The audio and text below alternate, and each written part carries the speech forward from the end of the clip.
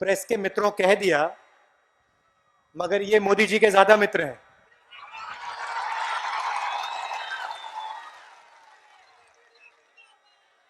नहीं, मुर्दाबाद मुर्दाबाद मत बोलो भैया, वो उनका काम है, हमारा काम मुर्दाबाद बोलने का नहीं है।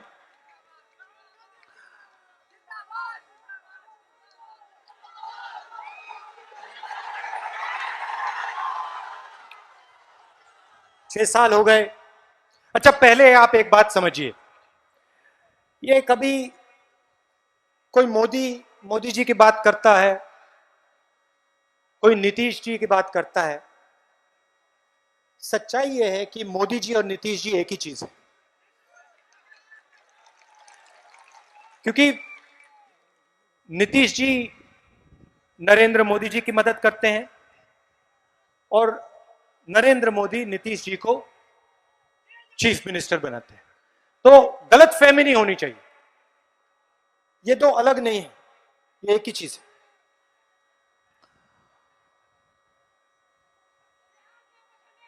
अब 6 साल से हिंदुस्तान में नरेंद्र मोदी जी प्रधानमंत्री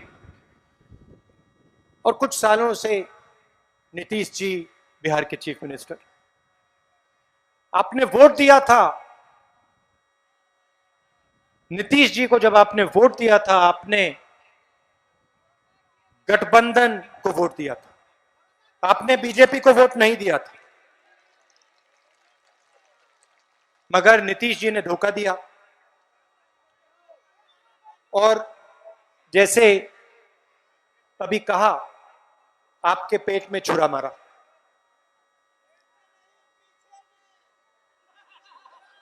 पहले पीछे फिर पेट में,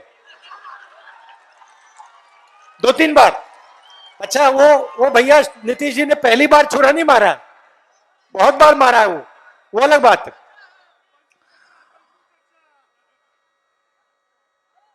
तो 6 साल से नरेंद्र मोदी प्रधानमंत्री, कुछ साल से यहां पे नीतीश जी चीफ मिनिस्टर।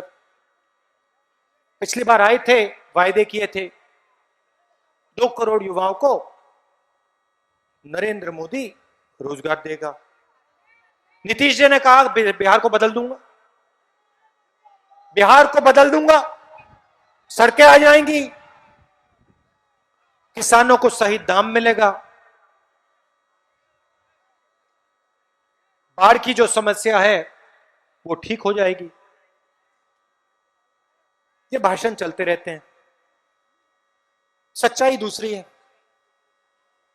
सच्चाई ये है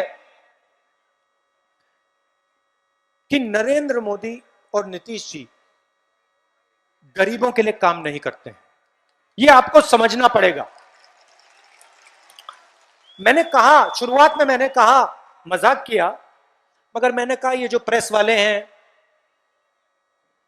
ये नरेंद्र मोदी जी के मित्र हैं, ये उनकी बात करते हैं, उनकी मदद करते हैं। टीवी पे आप देखो, चुनाव है बिहार में, टीवी पे आपको सिर्फ एक चेहरा दिखेगा, कभी कभी नीतीश जी को डाल देंगे अंदर, मगर मेन उसमें नरेंद्र मोदी नरेंद्र मोदी नरेंद्र मोदी नरेंद्र मोदी, दिन भर मन की बात नरेंद्र मोदी, मन की बात, ये चलता रहता है। और दूसरी तरफ 8 बजे शाम को नरेंद्र मोदी आते हैं टीवी पे, कहते हैं भाइयों और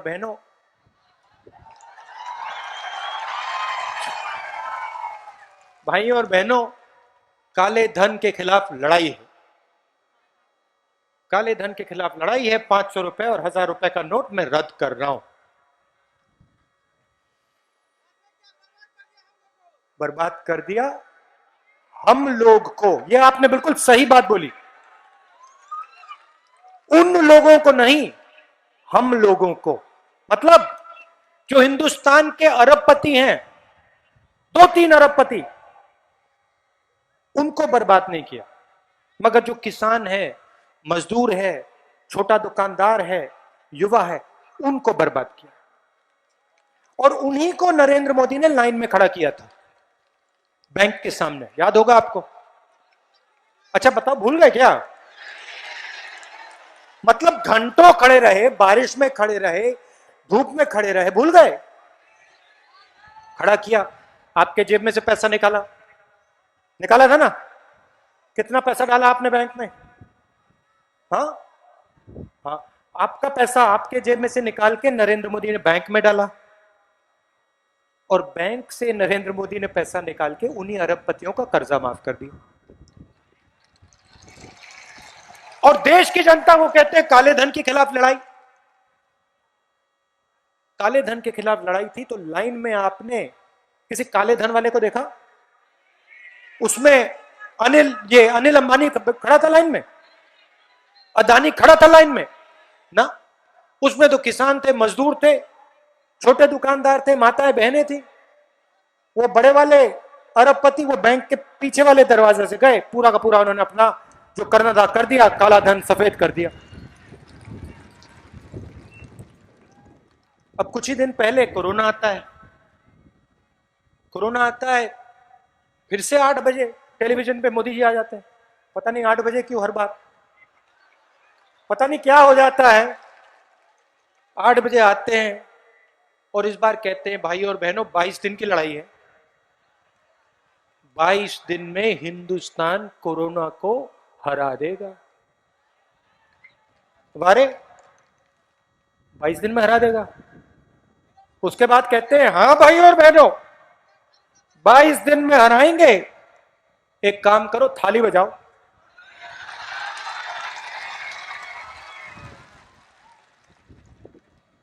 पूरे देश ने, मतलब पता नहीं क्या हो गया, पूरा देश, कोरोना आया है, लोग मर रहे हैं, प्रधानमंत्री कह रहा है देश को थाली बजाओ, पूरा देश धड़ाधड़ थाली बजा रहा है। मैं देखते हैरान हो गया, ये हो क्या रहा है? कोरोना नहीं गया, उसके बाद कहते हैं भाई और बहनों थाली ने काम नहीं किया, चलो मोबाइल फोन की लाइट जलाओ। और अब पता नहीं हो गए 6-7 महीने हो गए, पूरे देश में कोरोना फैल रहा है।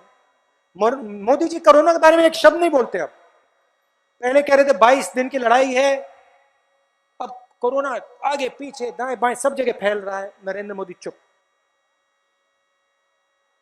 मगर नरेंद्र मोदी का जो चरित्र है, जो कैरेक्टर है, वो कोरोना के समय देखने को मिला। देखिए भाई और बहनों, सच्चाई नहीं छुप सकती।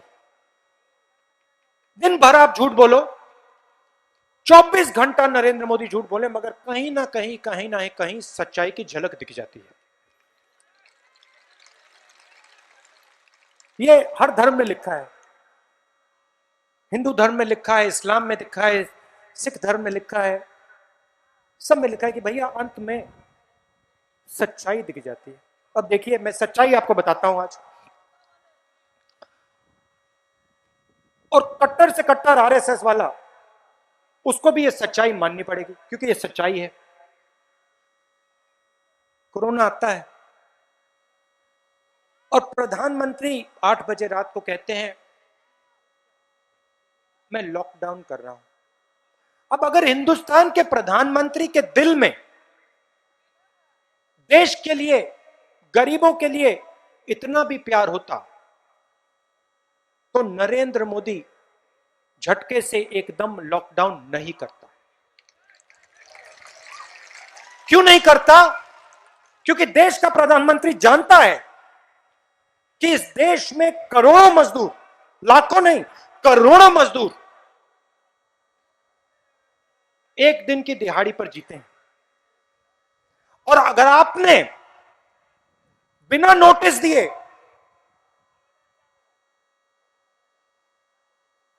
बिना वार्निंग के अगर आपने एकदम लॉकडाउन कर दिया तो ये मजदूर खत्म हो जाएंगे, मिट जाएंगे, पिस जाएंगे, मर जाएंगे।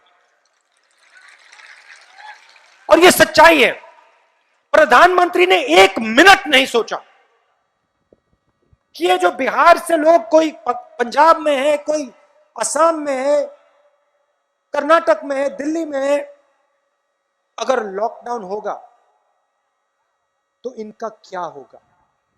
और आपने देखा लाखों मजदूर बिहार के, युवा, हमारा भविष्य, देश का भविष्य, कोई बेंगलोर से चला आ रहा है, कोई मुंबई से चला आ रहा है, कोई पंजाब, कोई हरियाणा से पैदल वापस, बिना पानी, बिना भोजन। दूसरी तरफ नरेंद्र मोदी कहते हैं मैं ट्रेन नहीं दूंगा, चाहे कुछ भी हो जाए, मर जाऊंगा, मगर गरीबों को ट्रेन नहीं दूंगा मैं। ये है देश के प्रधानमंत्री। आपने नरेंद्र मोदी को कभी भी गरीब व्यक्ति से गले मिलते हुए देखा है? ना। अंबानी जी, अदानी जी के साथ गले मिलेंगे, मगर किसान का हाथ तक नहीं पकड़ेंगे, मजदूर का हाथ तक नहीं पकड़ेंगे। मैं मिला, मजदूरों से मिला, लॉकडाउन हुआ, मैं जाके मिला दिल्ली में। मैंने पूछा आपको क्या लग रहा है? मुझे कहते हैं राहुल जी, यूपी तक जाना है, हजारों किलोमीटर चलना है। हमारा एक सवाल है, आपसे हम ये सवाल पूछना चाहते हैं। मैंने कहा क्या है? कहते हैं राहुल जी हमें एक बात समझ नहीं आई। क्या? कहते हैं राहुल जी कि जो प्रधानमंत्री है, इसने जो लॉकडाउन किया, इसने हमें एक दिन क्यों नहीं दिया? अगर ये हमें एक दिन दे देते, हम बस में, ट्रेन में बैठकर घर पहुंच जाते।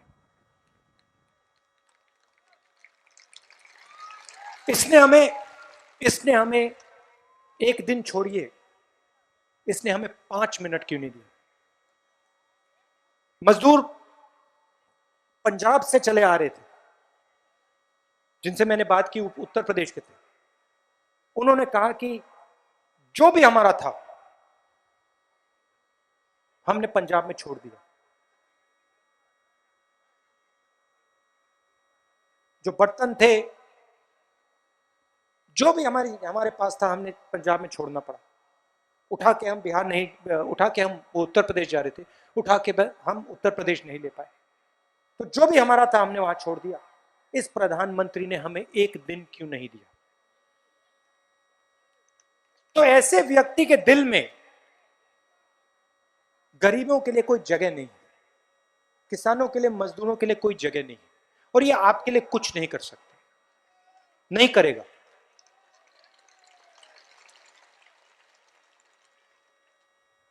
बिहार की बात करते हैं। आपको यहां धान के लिए क्या रेट मिलता है? 1000। मक्के के लिए क्या रेट मिलता है?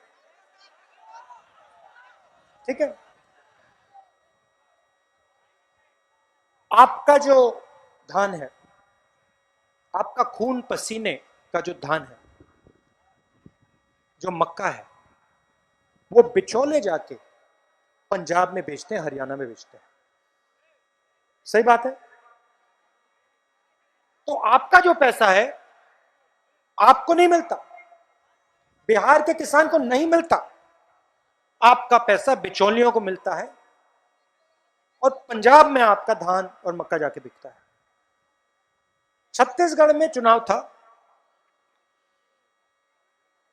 हमने वहां चुनाव की मीटिंग में कहा देखिए कांग्रेस पार्टी की सरकार आएगी तो 2500 रुपए धान का रेट मिलेगा आपको, चाहे कुछ भी हो जाए।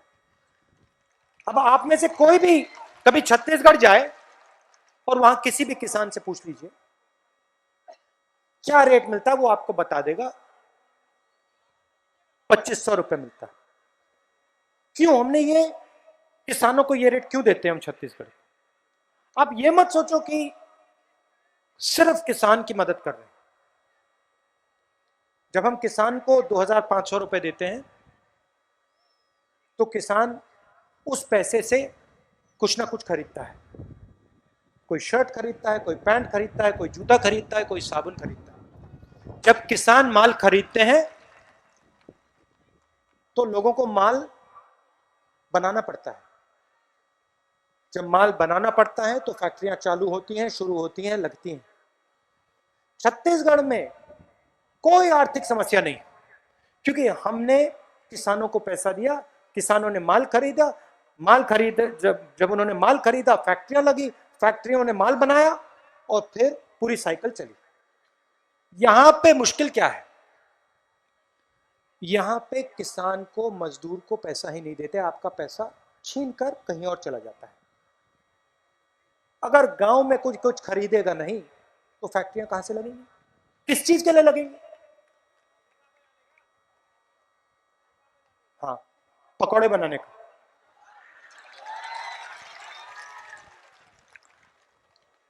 मोदी जी कहते हैं मैंने किसान को आजाद कर दिया, नए कानून लाए हैं, मंडियों, एमएसपी, प्रोक्योरमेंट का सिस्टम है उसको खत्म कर दिया।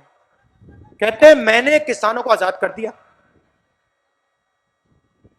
अजीब सी बात है, मोदी जी ने किसानों को आजाद किया और पंजाब में पहली बार मैंने देखा दशहरे पे रावण को नहीं जलाया जा रहा, दशहरे पे नरेंद्र मोदी को, अंबानी को और अदानी को जलाया जा रहा है। तो कैसी आजादी दे दी आपने? आपने किसानों को आजादी दी और पंजाब का किसान, हरियाणा का किसान दशहरे पे आपका पुतला जला रहा है। अगर आपने उसको आजादी दी, वो खुश क्यों नहीं है भैया? वो आपके पुतले क्यों जला रहा है? मोदी जी कहते हैं आजादी दी, कहते हैं किसान अपना माल कहीं भी बेच सकता है। नरेंद्र मोदी जी, किसान को माल बेचने के लिए सड़क की जरूरत होती है, सड़क के बिना किसान अपना माल कहीं भी नहीं बेच सकता है। नरेंद्र मोदी जी सोचते हैं कि किसान अपना माल, गन्ना, धान, हवाई जहाज से जाके बेचेगा।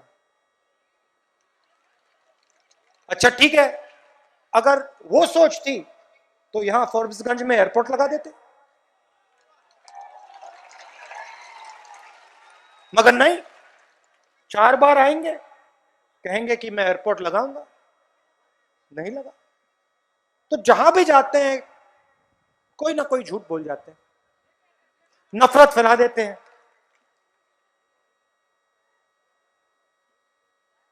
और फिर चले जाते हैं। इस बार बिहार की जनता ने अपना मन बना लिया। अच्छा एक बात बताओ, बेरोजगारी की बात। यहां पे नरेंद्र मोदी जी ने कितने युवाओं को रोजगार दिया? नीतीश जी ने कितनों को रोजगार दिया? कोई एक व्यक्ति है यहां पे जो कह सकता है हाँ नीतीश जी ने मुझे रोजगार दिया? ये आपको सही रेट नहीं देते, बाढ़ की समस्या हल नहीं करते, रोजगार नहीं देते, तो फिर ये देते क्या है? आप लोग इनको वोट दिए, आपने इनको वोट दिया, ये इन्होंने आपको क्या दिया?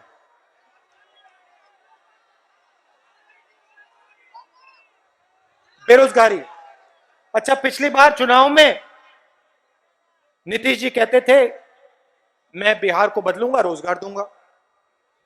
मोदी जी भी कहते थे 2 करोड़ युवाओं को रोजगार दूंगा। अच्छा एक बात बताइए मुझे, इस बार जहां भी नीतीश जी मीटिंग कर रहे हैं वहां पे युवा हाथ उठा के उनसे पूछते हैं भैया हमारा रोजगार कहां मिला, हमें रोजगार कहां कहां मिला?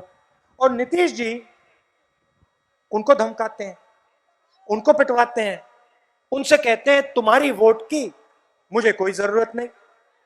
बिहार के युवाओं को कहते हैं, क्योंकि जब एक युवा नीतीश जी की मीटिंग में ऐसे खड़े होकर पूछता है मुझे रोजगार नहीं दिया आपने, मुझे रोजगार कब दोगे? और जब नीतीश जी उस युवा को जवाब देते हैं कि मुझे तुम्हारी वोट की कोई जरूरत नहीं, तो नीतीश जी एक व्यक्ति को जवाब नहीं दे रहे, नीतीश जी बिहार के हर एक युवा को जवाब दे रहे हैं। वो हर युवा को कह रहे हैं कि मुझे तुम्हारी वोट की कोई जरूरत नहीं। ठीक है, तो वोट नहीं मिलेगा, बिहार का युवा वोट नहीं देगा। मैं आपको यहां अंत में एक बात कहना चाहता हूं, गठबंधन की सरकार बनेगी तो वो सबकी सरकार होगी, गरीबों की, किसानों की, हर जात की, हर धर्म की, हर डिस्ट्रिक्ट की सरकार होगी। हम मिलकर इस प्रदेश को बदलने का काम करेंगे।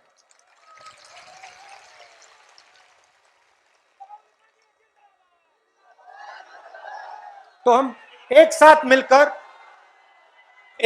मिलकर हम इस प्रदेश को बदलने का काम करेंगे। आखिरी बात, आपको यहां सही दाम नहीं मिलता,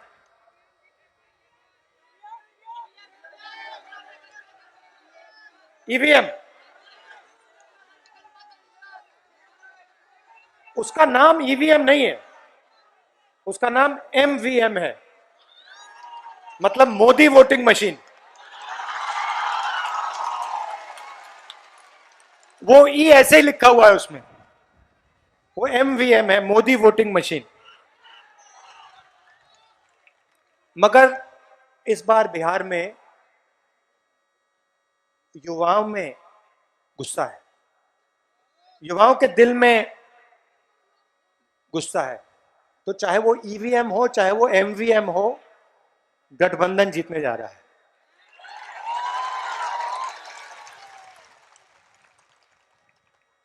आखिरी बात मैं कहना चाहता था, जब तक यहां मक्के के कारखाने नहीं लगेंगे, तब तक आपको सही रेट नहीं मिल सकता। पंजाब में फूड प्रोसेसिंग के कारखाने हैं, इसीलिए पंजाब में सही रेट मिलता है। मैं चाहता हूं कि बिहार का किसान भी अपना धान, अपना मक्का बिहार में बेचे, पंजाब में ये धान ना बिके। और इसीलिए हमें मक्के को प्रोसेस करने के लिए फैक्ट्रियां बिहार में लगानी पड़ेंगी। और हमारी पूरी कोशिश होगी कि हम यहां आपके खेत के बिल्कुल पास मक्के को प्रोसेस करने की फैक्ट्री हम लगाएं। मैं यहां सिर्फ पब्लिक मीटिंग के लिए नहीं आया हूं, चुनाव है वो अलग बात है, मगर मैं आपके साथ रिश्ता बनाने आया हूं। मैं ये चाहता हूं कि जो आपके दिल में है,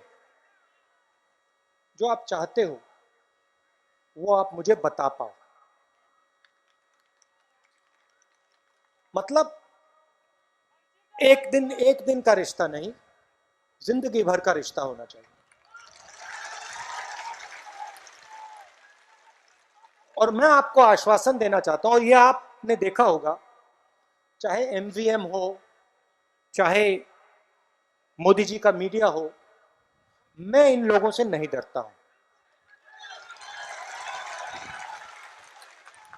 ये बदतमीजी से बात करते हैं, मुझे गाली देते हैं। नरेंद्र मोदी जी अपनी मीटिंग्स में मेरे बारे में कहते हैं, उल्टी सीधी बात करते हैं। मैं तमीज से बात करता हूं, मैं बदतमीजी से बात नहीं करता हूं। और जितनी भी वो नफरत फैलाने की कोशिश करते हैं, उतना मैं प्यार फैलाने की कोशिश करता हूं। नफरत को नफरत से नहीं काटा जा सकता है, नफरत को सिर्फ प्यार से काटा जा सकता है। और मैं 1 इंच पीछे नहीं हटूंगा जब तक नरेंद्र मोदी को हरा दूंगा।